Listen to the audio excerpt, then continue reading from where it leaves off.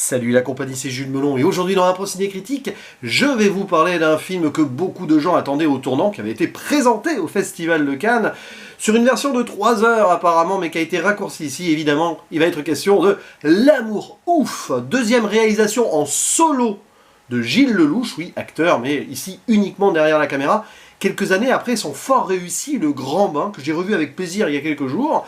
Donc, j'étais plutôt confiant sur le papier avant une œuvre qui était annoncée comme épique entre la comédie musicale, pas du tout, hein, c'est pas une comédie musicale, mais le polar, l'histoire d'amour et tout. Et au casting, oh là là, on a la fine fleur du cinéma français dans les rôles principaux adultes. Adèle Exarchopoulos qui joue Jackie et François Civil, Clotaire, ils vont tomber amoureux. Et leur version jeune, j'ai envie de les citer parce qu'ils sont plutôt bons quand même dans le film. Donc, ce qui les joue, c'est Mallory Vanek, qui a joué notamment dans Pas de vague avec François Civil cette année, ça s'invente pas. Et Malik Frika, qu'on a vu notamment dans Apache ou dans le film Jeff Panaclock. Là, autant dire qu'il est quand même mieux servi. Nous avons donc des présences assez habituelles, alors pas forcément dans le cinéma de Lellouche, mais dans ce cinéma français-là, de Alain Chabat, qui joue du Alain Chabat, le père de Jackie, Benoît Poelvoorde, avec ses petits passages comme ça, où il s'approche de la caméra en parlant pas trop fort, il fait du Poelvoorde, vous avez compris, c'est un des problèmes du film peut-être. Mais on a Vincent Lacoste, qu'on n'a jamais vu ainsi, Jean-Pascal Zadi, un petit peu trop utilisé en tant que tel, Élodie Bouchez, sympa aussi sur certaines scènes, Karim Leclou, Raphaël Quenard, également présent, et Anthony Bajon. Et citons aussi des présences très secondaires de l'acteur, j'ai plus son nom en tête, désolé, parce qu'il n'est pas là cité sur Wikipédia, l'acteur qui jouait Petit Quinquin et Coin là, chez Bruno Dumont dans les séries, qui est là, vite fait dans la deuxième partie. Et alors, il y a aussi Issei Tran, qui joue la meuf de Chabat dans la deuxième partie, et qui était Lily Wang dans le film Les Anges Gardiens de Jean-Marie Poiret, un de mes plaisirs coupables, entre guillemets, d'adolescence. Comme quoi ça joue sur la nostalgie peut-être, cet amour ouf qui donc raconte l'histoire, pour faire simple, on ne sait pas trop, la fin des années 80, début 90 ou début 2000, voilà, sur une dizaine d'années en gros, une histoire d'amour soudaine entre Jackie, qui est d'un milieu, on va dire, pas aisé, mais moyenne classe, quoi, qui a perdu sa maman, qui vit seul avec son papa, et Clotaire, qui lui est fils de docker et qui est battu par son père, qui a des frères et sœurs, et qui est dans la misère, d'ailleurs, il zone, hein, il va pas à l'école. Et il fait des bêtises. Et un beau jour, les deux se rencontrent à la descente d'un bus, alors qu'il fait des vannes avec ses potes et son frère. Clotaire va peut-être faire autrement avec Jackie, va tenter de la séduire, et les deux vont après croiser les regards, et il va se passer quelque chose. Ça va partir en mode danse, pour le seul moment peut-être, entre guillemets, comédie musicale du film. Mais c'est pas simple. Clotaire va faire des bêtises. Il va rencontrer une autre famille, celle de d'un parrain local, gangstérisme, et l'amour va pas triompher dans un premier temps, puisque ça va pas très bien se terminer, et il va pas pouvoir rester avec Jackie. Et le film est ainsi scindé en deux parties. Première heure 20 avec les jeunes, deuxième partie donc une dizaine d'années après, où Clotaire est libéré de prison et va essayer de retrouver Jackie ou pas, c'est compliqué, et Jackie, elle, va rencontrer un autre homme, joué par Vincent Lacoste. Est-ce que cet amour ouf va être possible, ou alors les deux vont sombrer dans une forme de fatalité, de conformisme de vie ou de déterminisme social? Telle est la question. Il y aura une zone spoiler bien sûr, et je vais donner mon avis un peu après la gare, parce que pas mal de gens que je connais, notamment certains amis de la 7ème Illusion que je salue, ont déjà vu le métrage, et c'est assez contrasté hein, jusqu'ici, d'autres personnes ont aimé. Eh bien, je sors de là très frustré, parce que nous avons clairement le syndrome du 2 films en un. Où une première partie, qui aurait mérité d'être plus développée, mais les deux parties pour le coup, est assez satisfaisante dans le sens où, si on prend l'idée de cet amour naissant entre deux adolescents qui se battent contre les éléments ou qui essayent d'oublier un petit peu l'entourage, que ce soit la misère sociale ou la perte de la mère, en fantasmant presque beaucoup de choses, donc on oublie aussi l'aspect social, ça c'est un autre problème du film, hein, quelque part. Mais cette idée est touchante, voilà. Ça fonctionne bien entre les deux jeunes acteurs qui portent vraiment leur rôle très très bien, et on commence quand même le film de façon très correcte, avec cette scène d'intro sur laquelle je reviendrai en zone spoiler, puisqu'elle annonce la fin du film, quand même. Donc on sait très vite comment ça va se terminer. Ou pas. C'est un petit peu la magie Lellouche, à un moment. Donc, première partie, très bien. Deuxième partie, ça se casse la figure. Je serai obligé de développer ça donc, dans une zone où il faudra avoir vu le film, donc où je spoilerai gaiement. mais j'ai l'impression que Gilles Lellouche n'arrive pas à conclure aussi son œuvre, ça c'est autre chose, mais à avancer après l'ellipse de la prison.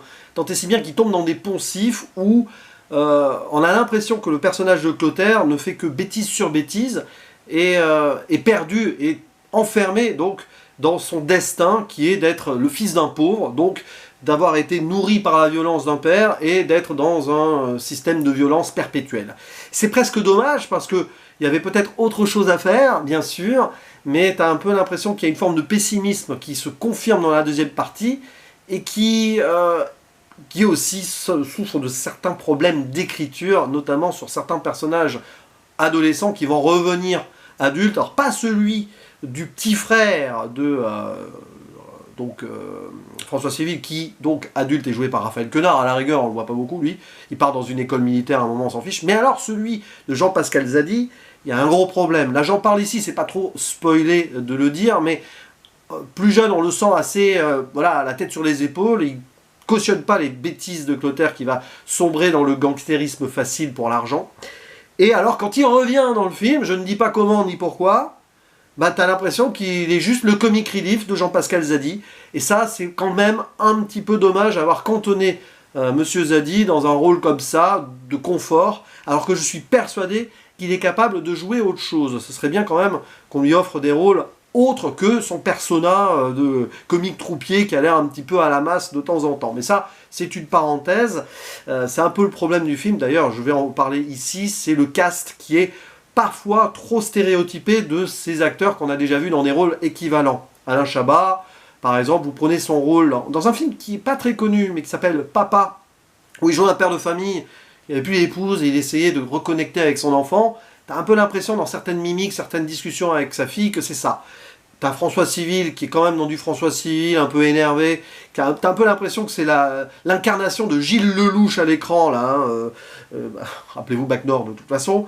T'as Poulvord, mais Poulvord il est dans du cliché du vieillissant Poulvord à un moment. Tant et si bien même qu'ils le font chanter quand même façon karaoké. J'ai envie de dire c'est dommage qu'il n'ait pas chanté du Claude François. On aurait eu un clin d'œil encore plus appuyé. Ce film que j'aime beaucoup, hein, Podium, où il faisait le sosie de Clo-Clo. D'ailleurs c'est marrant parce que Clo-Clo, Clotaire, c'est très très drôle ça. Tiens. Bref, je la note pour plus tard, mais de toute façon vous la voyez puisque c'est dans un ciné critique et qu'il n'y a pas de coupure. Et donc c'est vraiment dommage de voir un film qui s'écroule sur lui-même dans la deuxième partie, tout simplement parce que d'une part, la version de 3 heures qui a été coupée de 20 minutes, mais je pense pas que ça change grand chose en soi, mais c'est surtout que tu as l'impression d'avoir deux œuvres bien séparées, qui auraient peut-être fonctionné en deux parties, mais ça se fait pas trop. Bon, ils l'ont fait pour les Trois Mousquetaires, pourquoi ils auraient pas pu faire ça pour L'Amour ouf, où tu aurais eu besoin de 2 heures de chaque pour peut-être prendre son temps aussi, et ne pas tomber dans un certain piège qui est celui de la surexposition et de tout surligner dans la forme. Parce que c'est un film qui est bougrement réalisé formellement, de façon à t'en mettre plein les yeux. Vous avez les références probablement à l'américaine, Spielberg, Scorsese, peut-être Sergio Leone aussi, on en passe, on va pas citer toutes les potentielles ici sources d'imagination d'un Lellouche qui a été clairement biberonné à ce cinéma-là, cette gloire du cinéma américain des années 80 potentiel. D'ailleurs, socialement, on est un petit peu dans le cinéma américain des années 80 aussi, certainement, si vous voyez ce que je veux dire. Mais le problème, c'est que c'est vrai, on a des beaux plans, on a des bonnes idées, des moments dynamiques, notamment au départ, quand il se fait taper là par ses parents, caméra qui bouge comme ça, c'est très très bien, c'est novateur comme plan. Des moments subjectifs, point de vue, tout ça, notamment en deuxième partie, même si ça fait un peu grossier à ce moment-là, quand il sort de la boîte de nuit et tout. Ok, mais le problème, c'est que le film ne se laisse pas respirer, parce qu'il y a eu des cuts, parce qu'on doit aller vite, parce qu'on doit raconter 2 histoires et beaucoup de choses en 2h40 seulement, et ça se sent en fait, c'est du m'as-tu vu, etc. Et donc le métrage ne peut pas se poser et avoir un véritable discours de fond, au-delà de l'histoire d'amour, et de cette possibilité ou non de la vivre, en mode quasi Roméo et Juliette, mais c'est pas tout à fait ça, en mode contre, on va dire, ce que la société nous a réservé, limite de naissance, ou par la fatalité, que ce soit la perte donc d'une mère, ou grandir dans un milieu familial pauvre et violent. Donc en gros, quand tu es tapé, quand tu es petit et tout, tu dois devenir un gangster. C'est un peu ce que donne l'impression de ce film. Et sauf peut-être la fin, mais la fin on n'y croit pas, j'y reviendrai dans la zone spoiler. Donc c'est un peu du gâchis parce que Gilles Lelouch, il prouve ici que c'est un bon metteur en scène en soi. Voilà, il connaît les techniques du cinéma, il sait jouer avec les codes de couleurs et tout. Dans la deuxième partie, c'est plus terne, il y a moins de couleurs, c'est normal, on n'est plus dans l'adolescence fantasmée, on n'est plus dans le rêve et l'illusion d'un amour qui pourrait être parfait, on est dans la réalité des choses. Après, forcément, ce qu'a vécu Clotaire, qui fait que pendant 10 ans, on ne le voit pas dans le film, hein, vous imaginez, c'est logique. Mais alors, en plus, tu as l'impression d'avoir deux ambiances qui sont très séparées là, et autant dire que dans la deuxième partie, parfois, on s'ennuie. Ou on s'ennuie, on essaye de rigoler avec le personnage de Jean-Pascal Zadi, ou même Raphaël Quenard, qui peut faire rire, parce qu'il fait du Quenard à un moment quand même, là, voilà. Alors, ça sert pas à grand-chose, tout ça. Pourquoi on a cassé des acteurs connus pour ces personnages-là? Ça dessert le film, selon moi. Dans la deuxième partie, limite, le plus intéressant, c'est le personnage de Vincent Lacoste, même s'il peut être dur à avaler. Et c'est là où on voit peut-être qu'Audrey Diwan fait partie des scénaristes. Et j'y reviendrai dans une zone spoiler que je lance maintenant, voilà, spoiler, parce que ce film, c'est difficile d'en parler sans trop aller dans les détails. Déjà, cette scène d'introduction qui nous montre la fin du film, soi-disant, où on voit François Civil, donc, et son frère et tout, qui vont faire un dernier casse, on comprend pas trop, et en même temps, le personnage d'Adèle Exarchopoulos qui court vers cette cabine téléphonique, oui, c'est bien, peut-être, pour sauver la situation, mais non, il répond pas à l'appel, et il se fait tuer, sauf que non, cette fin, en fait, c'est une possibilité de fatalité ultime. Et Gilles Lelouch t'offre une version alternative où il a répondu à l'appel, enfin, oui, si on veut, où il va retrouver Jackie, et ils vont vivre ensemble une happy end qu'on ne... Vraiment, on l'achète pas, enfin, we don't buy it, comme on dit en anglais. On n'y croit pas. Pour moi, cette fin, elle est fausse, elle est artificielle. Et je me demande si c'est le message de Gilles Lelouch sur la fin, où il a voulu tenter de dire quelque chose. On rentre dans un conformisme de prédétermination. Clotaire, il va finir manutentionnaire, et Jackie, elle va bosser caissière de supermarché. Super. Voilà, on les enferme dans les rectangles du grand bain, hein, le fameux truc du grand bain, en mode on peut pas mettre des ronds dans des carrés ou des rectangles. Bah, t'as l'impression qu'il enferme ces personnages-là dans le conformisme de la société qui était dénoncé dans le grand bain. Donc t'as l'impression que Gilles Lelouch, si on comprend son cinéma, s'il y a une logique par rapport au grand bain, il donne une fin fade et plus triste qu'il n'y paraît à ces personnages. Peut-être que c'est ce qu'il a voulu faire, parce que vraiment, à la fin, on voit, donc je crois que c'est à l'hôpital où ils sont derrière une baie vitrée et tout à discuter, et puis derrière, dans une sorte de bar-resto, où pareil, derrière une baie vitrée, bien, on voit bien le carré et le rectangle, même qu'il y a une ouverture sur le hors-champ, enfin la profondeur du champ, où on se demande s'il n'y a pas le personnage de Poulvord qui va venir tuer Clotaire, parce que on part vers un revenge movie dans la deuxième partie de hyper gangstérisme absolu, auquel on ne croit pas non plus. Hein. On a l'impression d'être dans Casino Les Affranchis dans la deuxième partie, mais c'est version Wish du Nord, et en plus on ne s'y intéresse pas plus que cela. Ça fait forcer dans le mode, il sort de prison, Clotaire, il doit à tout prix se venger, parce qu'on l'y a mis là-bas pour sacrifier, pour qu'il se sacrifie, et pas que le fils de Poulvord soit pris à sa place. Une sorte de meurtre et tout, bon, on va pas rentrer dans les détails. Et il veut se venger, il veut devenir riche et utiliser la société avec le personnage de Jean-Pascal Zadi qui, soi-disant, dans la première partie du film, ne cautionnait pas cela, mais qui va quand même s'acheter plein de pompes avec l'argent. Ça n'a absolument aucun sens. Voilà, dans l'écriture et dans l'évolution de certains personnages, non.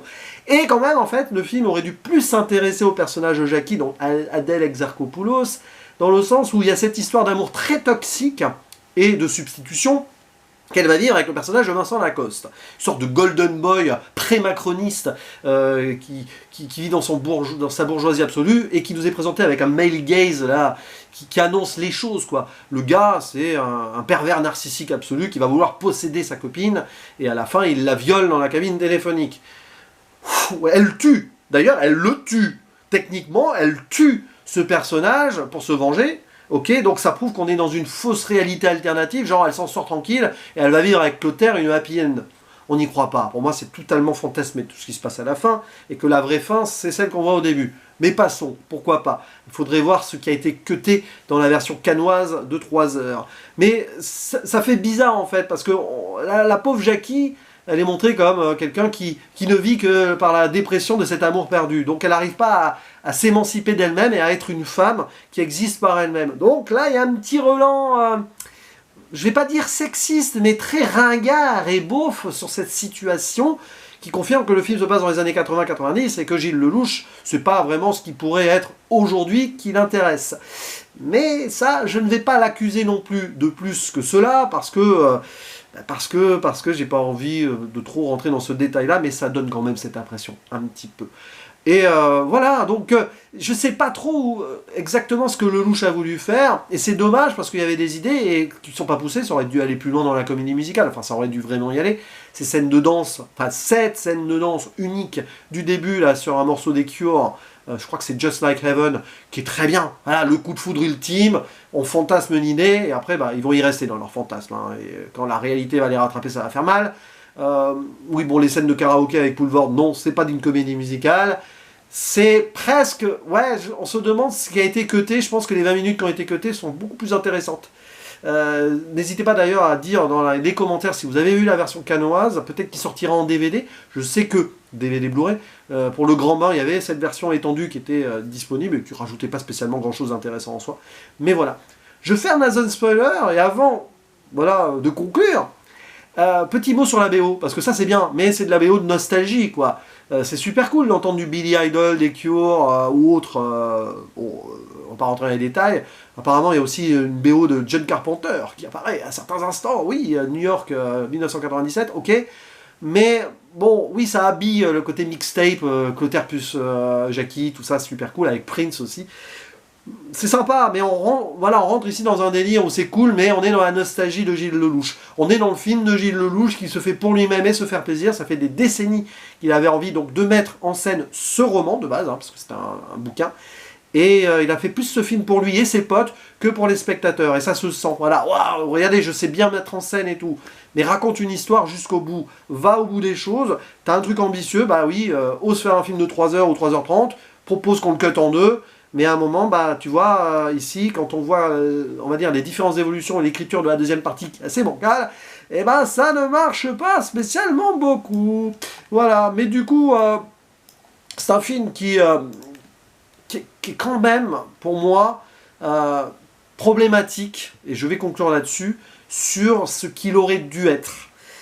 C'est pas mon rôle, personnellement, puisque je ne suis pas réalisateur, j'ai pas écrit le film, ils ont leur intention et tout, mais tu sens qu'il y a quelque chose qui ne colle pas, qui ne va pas au bout du délire, parce que il y a des restrictions de... voilà, j'ai envie d'en faire trop, j'ai envie de tout montrer. Mais tu oublies, monsieur Gilles Lelouch, selon moi, de poser les choses, de plus parler du monde dans lequel tu vis. Tu as l'impression que d'ailleurs il ne s'intéresse pas à la réalité, dans le sens où il y a quelque chose qui n'est pas réel dans le film. Je ne parle pas de l'illusion d'amour d'adolescence, c'est pas ça le problème. Non, c'est ces histoires d'éclipses là. Il y en a eu une en 1999 que j'ai connue moi-même, etc. Mais 10 ans avant, il y en a une autre dans le film. Sauf que c'est pas possible, je crois. J'ai vite fait rechercher avant, je suis pas fou. Il n'y a pas eu 2 éclipses totales en France en l'espace de 10 ans. Donc ça prouve qu'à un moment, en fait, celle qui est dans la première partie du film n'existe pas. Peut-être que la première partie du film, par rapport à cet amour, ça n'existe pas. Ou c'est cette fin de film qui n'existe pas. On ne sait pas trop. Après, c'est du cinéma, c'est adapté d'un bouquin, qui est peut-être aussi dans une réalité alternative d'une fiction, certes, mais englobé dans cela, on sent que non, c'est pas la réalité des choses qui intéresse Gilles Lelouch. Il veut faire du grand spectacle avec ce côté romance, film à l'ancienne, qui est très touchant peut-être sur beaucoup de points. Oui, si on veut, il y a une certaine grandeur là-dedans, si vous voulez, mais ça n'inscrit pas vraiment le film, même dans son époque. Oui, à ce côté, on est dans le Nord, la misère, tout ça, mais c'est juste pour nous justifier presque cette violence, le gangstérisme local, sans essayer de tirer un petit peu, on va dire, le pourquoi du comment, et sans forcément donner même une échappatoire claire et potentiellement possible à ces personnages. Hormis par l'amour. Et encore, avec la fin du film, je renvoie à la zone spoiler, c'est pas clair tout cela. Donc, je suis quand même très mitigé sur ce film, même si il y a au moins une proposition, il y a quelque chose qui peut rester en tête.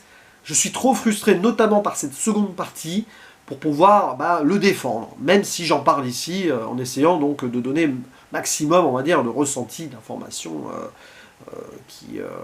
voilà, pour essayer d'ouvrir des portes d'analyse, si vous le voulez, en commentaire, parce que forcément, là, je suis à chaud, je suis en impro, et à un moment, voilà, je ne vais pas non plus aller beaucoup plus loin. Mais ça permet d'y réfléchir un petit peu, et donc de conclure ainsi en vous disant que donnez-lui sa chance, évidemment, hein, c'est seul votre avis avec vous-même qui va compter, au final, pour pouvoir ensuite en discuter, et il ne me reste plus qu'à faire le mot de la fin, le traditionnel. À la prochaine. Ciao.